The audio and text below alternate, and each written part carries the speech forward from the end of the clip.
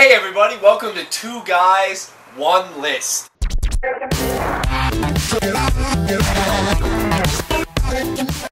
we're going to bring you the top 10 best villains of all time. I'm surrounded by idiots. They could not be a monster. Yep, such as Alien or Predator from those movies, something like that.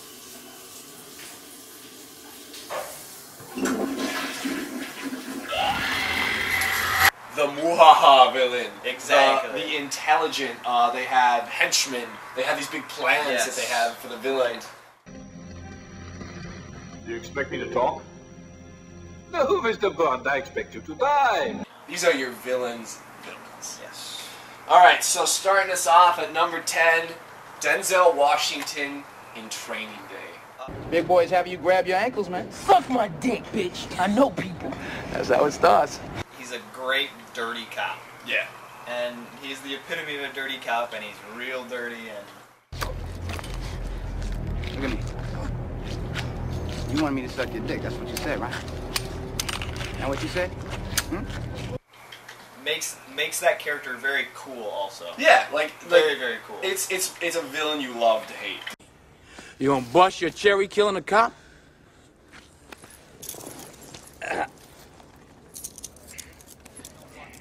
There it is, Jake. Hit me. Number 9, the operative from Serenity.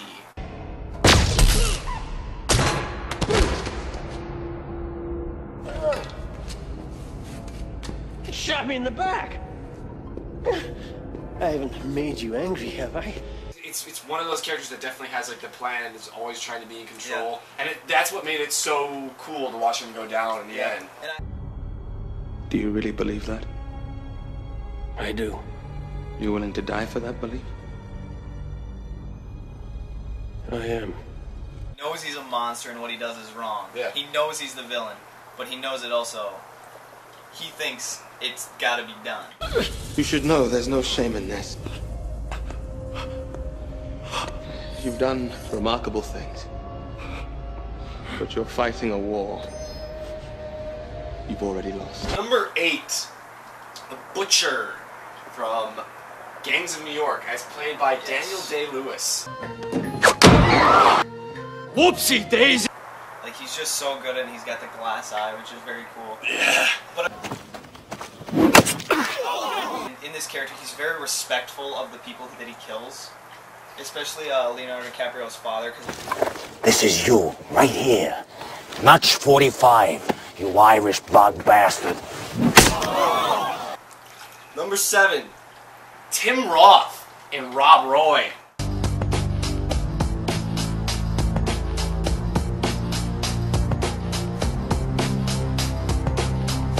There were so many times in that movie you just hated him. Yeah. You just hated him.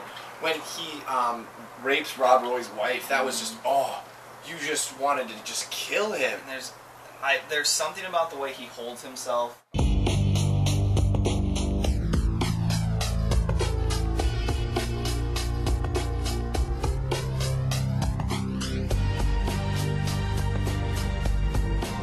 He's a big douche, but he does it so well, Yeah, and he got does. some. He Tim really, Roth got a really bunch of does. awards for that, and well deserved. Number 6, Norman Bates from Psycho. He was always bad, and in the end he intended to tell them I killed those girls. His mother has passed away, and he basically has like an alter ego inside of his mind of his mother, and he basically goes crazy because of that. And Just in case they do suspect me. but the thing that I really like about it is Norman Bates is such a great character that the guy who played him literally could not get cast as anything else. His career was essentially over unless he was a bad guy. Yeah. Think about that. He ruined his career because of how He was good that he was. good. I'm not even gonna swat that fly. I hope they are watching. They'll see. They'll see and they'll know. And they'll say, why, she wouldn't even harm a fly. Anyway, number 5, Dr. Evil in the Austin Powers movie. Why make trillions when we could make billions? I know what you're thinking. Exactly. This is what I thought when Dave brought it up. But it truly, I talked about this with Harms for a while, and he truly is the exact example of the Muhaha villain.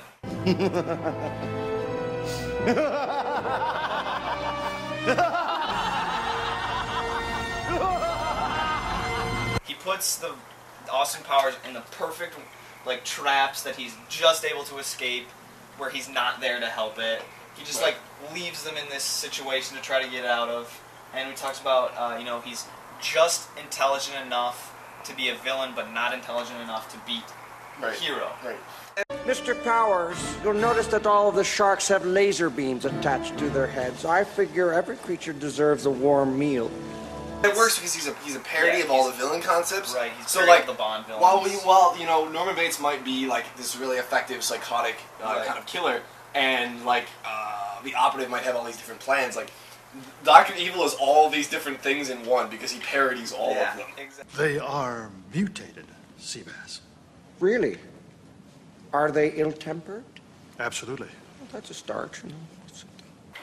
Number 4, Darth Vader.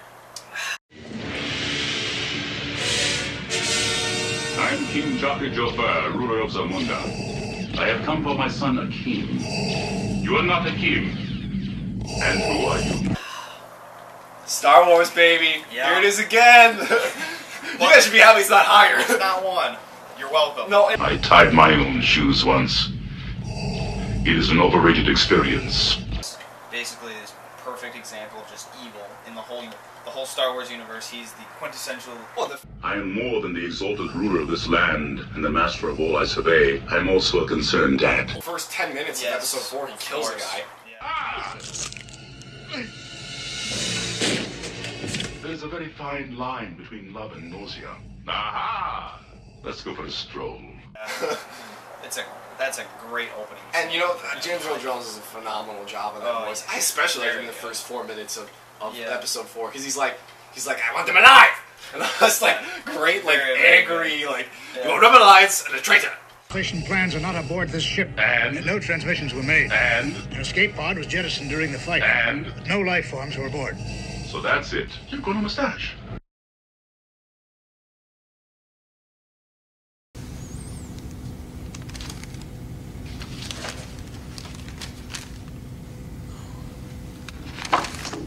As you can see, we've had our eye on you for some time now, Mr. Anderson. He is awesome. He is such a cool bad guy. Totally. It's not really one you immediately think of, but when you do think about it, it's like, oh yeah, he was awesome. 2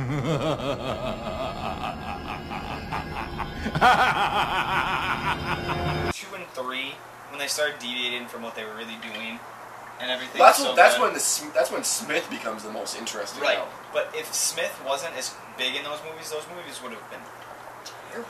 Because as we both know, without purpose, we would not exist. It is purpose that created us. Purpose that connects us. Purpose that pulls us, that guides us, that drives us. It is purpose that defines. Purpose that binds us. Almost like a drawl to his voice, and it's so, he draws everything out, he does, yeah. and it's so good. I don't fully understand how it happened.